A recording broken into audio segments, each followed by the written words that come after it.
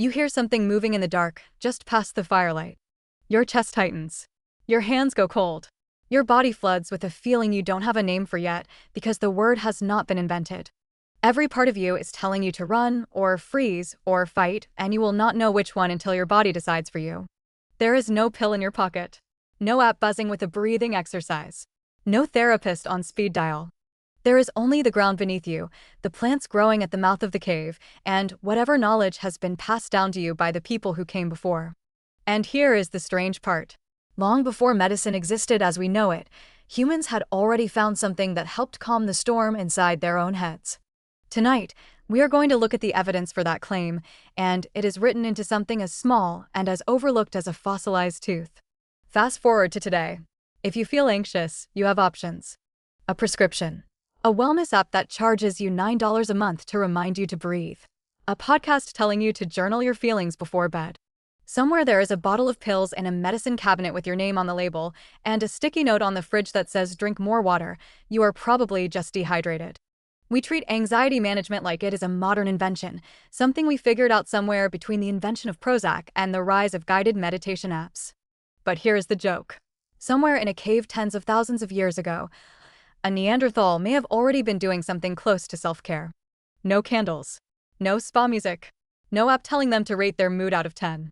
Just a bitter mouthful of the right plant, chewed with intention, and maybe a rough idea of why it helped. It turns out humans have been trying to feel less terrible for a very, very long time. And the tools have changed a lot.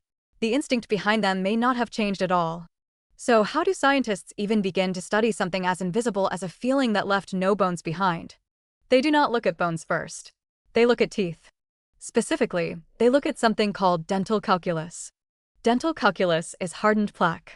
It builds up on teeth during life, and unlike soft tissue, it can survive for tens of thousands of years, sealed in place like a tiny time capsule. Inside that hardened plaque are microscopic fragments of whatever a person actually put in their mouth. Not what grew near them. Not what blew in on the wind. What they chewed, swallowed, and carried in their diet.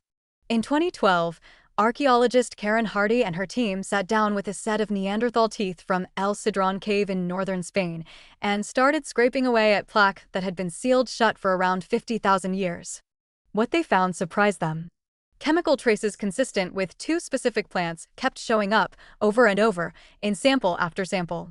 Yarrow and Chamomile. Now, on their own, those names might not sound dramatic. So let's slow down on why they mattered. Both plants are bitter. Genuinely unpleasant to eat. Both plants offer almost no caloric value. If you were starving through an ice age winter, these are not the plants you would reach for to fill your stomach. So why would anyone go out of their way to eat something that tastes bad and gives back almost nothing in return? Here is where it gets interesting. Researchers confirmed these Neanderthals carried a gene called TAS2R38, the same gene modern humans use to detect bitter compounds, often ones linked to toxicity. These were not creatures with a dulled sense of taste, blindly grazing on whatever was closest. They could taste exactly how bitter these plants were. And they ate them anyway. That detail pushed the research team toward a conclusion that felt almost uncomfortable to say out loud at the time. This was not random foraging. This looked like deliberate self-medication. Let that sit for a second. A creature we once pictured as a grunting brute, dragging a club through the snow, may have actually been standing over a plant, weighing it in their hand, and choosing it on purpose, because they knew, or at least suspected, what it would do to how they felt. And this idea has support from an unexpected place: the animal kingdom. Chimpanzees have been observed swallowing bristly, bitter leaves whole, not for nutrition, but to physically scrape parasites out of their own gut. Scientists call this behavior zoopharmacognosy, animals using plants to treat themselves, and it has been documented across multiple primate species by researchers like Michael Huffman. If our closest living relatives already do this by instinct, then a self-medicating Neanderthal stops sounding like a wild leap. It starts sounding like something written deep into primate biology, long before any of us existed. So let's actually talk about what these specific plants do, because this is where the story gets personal. Chamomile contains a compound called apigenin. Modern research has shown that apigenin binds to the same receptors in your brain that benzodiazepine medications target, the exact class of drugs used to treat clinical anxiety today. In clinical trials on people with generalized anxiety disorder, chamomile extract produced significantly greater reductions in anxiety symptom severity than a placebo, in a study that followed over 170 participants. It also carries anti-inflammatory properties, which matters because chronic inflammation and anxiety are now understood to be deeply connected. Yarrow tells a similar story. Laboratory studies on Achillea millefolium, the scientific name for yarrow, have shown anxiolytic-like effects in animal models, alongside a long folk history of use for inflammation and nervous tension. And it does not stop with these two plants. The same broader research into Paleolithic plant use has identified traces of willow and St. John's wort at Neanderthal sites as well. Willow contains compounds related to salicylic acid, the same family of chemistry behind modern aspirin, the pill sitting in almost every kitchen cabinet on the planet. St. John's wort is still studied today for its effects on mood and remains one of the most researched herbal treatments for low-level depression. For plants. For bitter, low-value, non-food plants. And every single one of them is still being studied and sold in some form, in a different bottle, under a different name, in your nearest pharmacy right now.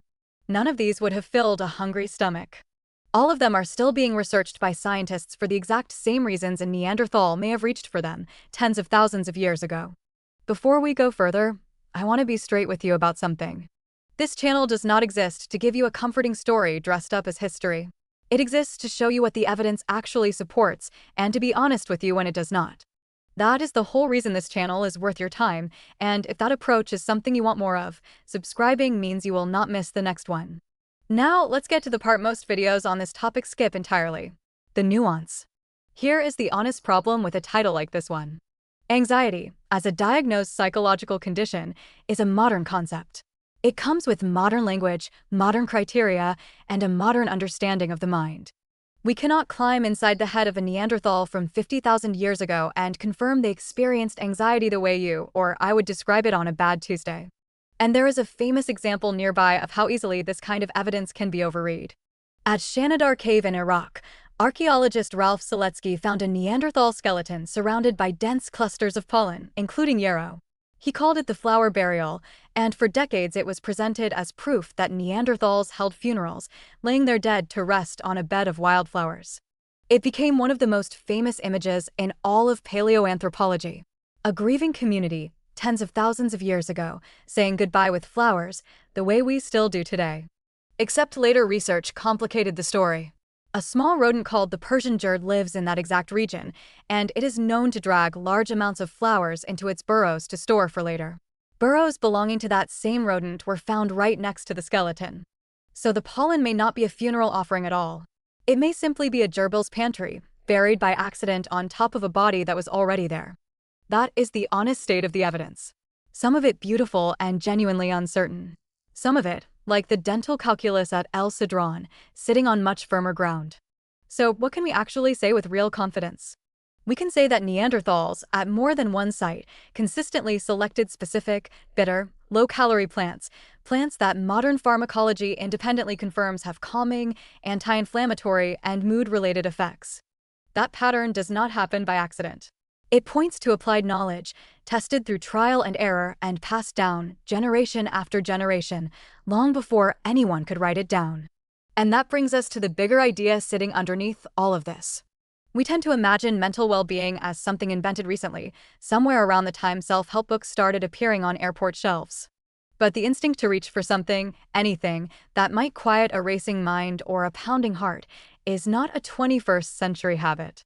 It may be tens of thousands of years old, sitting quietly inside the same biology that makes you human, inherited from ancestors who never once heard the word anxiety, but clearly knew the feeling. Long before we had a word for it, we were already responding to it, searching the world around us for something, anything, that helped. The pill in your medicine cabinet and the bitter plant a Neanderthal chewed at the edge of a fire are separated by an almost unimaginable stretch of time. But they may be answering the exact same call from the exact same nervous system.